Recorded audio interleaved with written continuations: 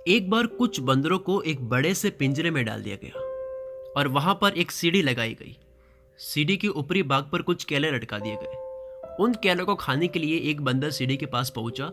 जैसे ही वो बंदर सीढ़ी पर चढ़ने लगा, उस पर बहुत सारा ठंडा पानी गिरा दिया गया और उसके साथ साथ बाकी बंदरों पर भी ठंडा पानी गिरा दिया गया। पानी डालने पर वह बंदर भागकर एक कोने में चला गया। थोड़ी देर बाद एक दूसरा बंदर सीढ़ी के पास पहुंचा। वह जैसे ही सीढ़ी के ऊपर चढ़ने लगा, फिर से बंदर पर ठंडा पानी गिरा दिया गया और इसकी सजा बाकी बंदरों को भी मिली और साथ साथ दूसरे बंदरों पर भी ठंडा पानी गिरा दिया गया। ठंडे पानी के कारण सारे बंदर भागकर एक कोने में चले गए और जैसे ही कोई बंदर सीढ़ी पर केले खाने के लिए चढ़ता, उस पर और साथ साथ बाकी बंदरों को इसकी सजा मिलती और उन पर ठंडा पानी डाल दिया जाता।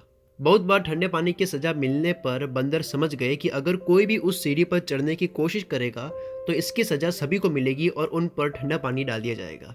अब जैसे ही कोई बंदर सीढ़ी के पास जाने की कोशिश करता तो बाकी सारे बंदर उसकी पिटाई कर देते और उसे सीढ़ी के पास जाने से रोक देते। थोड़ी देर बाद उस बड़े से पिंजरे में से एक बंदर को निकाल दिया गया और उसकी जगह एक नए बंदर को डाल दिया। नए बंदर की नज़र केलों पर पड़ी। नया बंदर वहां की परिस्थिति के बारे में नहीं जानता था, इसलिए वह केला खाने के लिए सीढ़ी की तरफ भागा। जैसे ही वह बंदर उस सीढ़ी की तरफ भागा, बाकी सारे बंदरों ने उसकी पिटाई कर दी। नया बंदर समझ नहीं पा रहा था कि उसकी पिटाई क्यों हुई, लेकिन जोरदार पिटाई से डरकर उसने केले खाने का विचार छोड़ दिया। अब फिर एक पुराने बंदर को उस पिंजरे से निकाला गया और उसकी जगह एक नए बंदर को पिंजरे में डाला गया।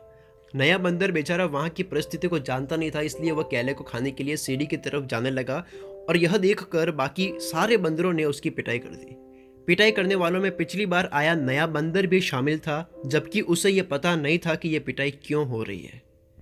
यह प्रक्रिया चलती रही और एक एक करके पुराने बंदरों की जगह नए बंदरों को पिंजरे में डाला जाने लगा। जैसे ही कोई नया बंदर पिंजरे में आता और केला खाने के लिए सीढ़ी के पास जाने लगता तो बाकी सारे बंदर उसकी पिटाई कर देते।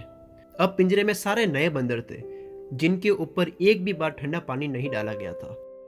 उनमें से किसी को यह नहीं पता था कि केले को खाने के लिए सीढ़ी के पास जाने वाले की पिटाई क्यों होती है, लेकिन उन सब की एक एक बार पिटाई हो चुकी थी।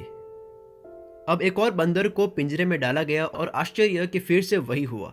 सारे बंदरों ने उस नए बंदर को सीढ़ी के पास जाने से रोक दिया और उसकी पिटाई कर दी, जबकि पिटाई करने वालों में से किसी को भी यह पता नहीं था कि वह पिटाई क्यों हो रही है। तो हमारी जिंदगी में ये बंदर सपने हैं जिसे पीटते जा रहे हैं। जैसे हम कुछ बड़ा सोचते हैं, हम अपने सपनों को पीट देते हैं, क्योंकि ये सपनों की पिटाई करना हमने आगे से सीखा है। क्यों पीट रहे हैं, क्यों सपनों को सच करने से पीछे हट रहे हैं, क्यों बड़े बड़े सपने देखने से डर रहे हैं, या किसी को नहीं पता। बस एक दूसरे से सीखते सीखते ये लाइन बोल देते हैं कि समय से पहले और किस्मत से ज़्यादा कभी नहीं मिलता, और कभी कोशिश भी नहीं करते। अपने आप को लिमिटेड कर देते हैं। पहले ठंडा पानी था इसलिए उस बंदर को पीटा गया था, लेकिन जब कोई ठंडा पानी नहीं है फिर भी पीटा जा रहा है। ठीक इसी तरह पहले जिस किसी से कुछ ना हुआ हो सकता है वो टाइम, सिचुएशन, जगह सही नहीं थी, यानी उस वक्त सचमुच ठंडा पानी आ रहा था, लेकिन अब हो सकता है वो टाइम सही हो, ये समय सही हो और ठंडा पानी नहीं हो।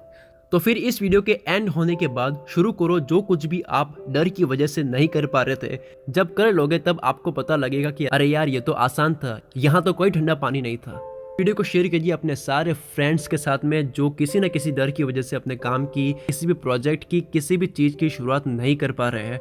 हो सकता है आपके एक शेयर करने की वजह से कितने लोगों की मदद हो सकती है। हो सकता है इस स्टोरी को सुनने के बाद में वो अभी से अपने काम की शुरुआत करें और अपने डर को ख़त्म कर दे। मैं शकील कुल मित्र से आपके सपनों को सपोर्ट करता हूँ।